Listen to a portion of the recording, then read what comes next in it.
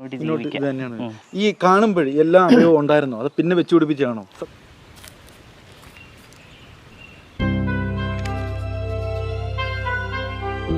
അപ്പോൾ നിങ്ങൾ പ്രണയിച്ച് കല്യാണം കഴിച്ചു.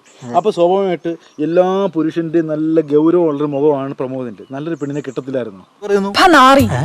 ഇത് കോട്ടയാ, അതിന്റെ ഇടയിൽ ഇട്ടെടുത്ത് മാറ്റിയിട്ട് നിന്റെ അളങ്ങറിഞ്ഞ് പട്ടിക്കിട്ട് കൊടുക്കും കേട്ടോടാ. പ്രമോദേ, ഞാൻ ചോദിക്കട്ടെ, സെക്സിൽ താങ്കൾ ഹാപ്പിയാണോ അല്ലയോ? ഹാപ്പിയാണോ? അപ്പൊ ഈ മനുഷ്യൻ സെക്സിൽ ഹാപ്പിയാണ്.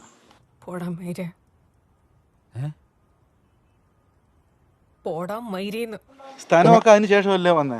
ഓപ്പറേഷൻ ചെയ്തല്ലേ? അന്നൊന്നും നമുക്ക് സ്ഥാനമില്ലായിരുന്നു. സർജറി കഴിഞ്ഞിട്ട് കല്യാണം. അപ്പൊ ഒറ്റ വാശി ഉണ്ടായിരുന്നു, ഈ കല്യാണം കഴിക്കണമെങ്കിൽ ഇതൊക്കെ വെച്ച് പിടിപ്പിക്കണം എന്നല്ല. ഞാൻ ഒന്ന് മുഖത്ത് തൊട്ട് നോക്കിക്കോട്ടെ. ഇപ്പൊ താടി ഒന്നും ഇതെല്ലാം ക്ലീൻ ആവല്ലോ, ഒരു ഇതില്ലല്ലോ. ഈ ഇരുമ്പിന്റെ ചുരിദാർ ഇറങ്ങിയിട്ടുണ്ടെങ്കിൽ ഒരെണ്ണം വാങ്ങിച്ചോളൂ. അല്ലെങ്കിൽ വേണ്ട, അയാൾ അങ്ങനെ വിട്ടാ ശരിയാവില്ലല്ലോ. ഉമ്മ വെക്കുമ്പോ കൊള്ളാറൊന്നും ഇല്ലേ?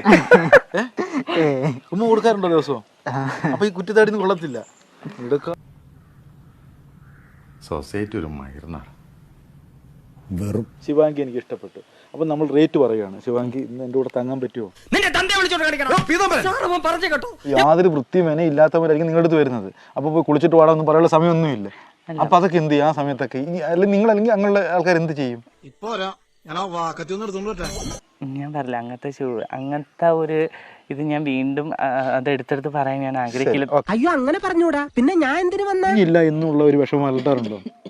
ഇല്ല, അങ്ങനില്ല. ഇതിൽ കുഞ്ഞുണ്ടാവത്തില്ലല്ലോ. ഇല്ല, അങ്ങനത്തെ ഒരു സങ്കടം നമുക്കില്ല.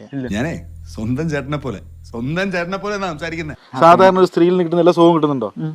ഉറക്കെ പറയാം, അവരോട് പറ. അപ്പൊ ഞാൻ തന്നെ തുടങ്ങി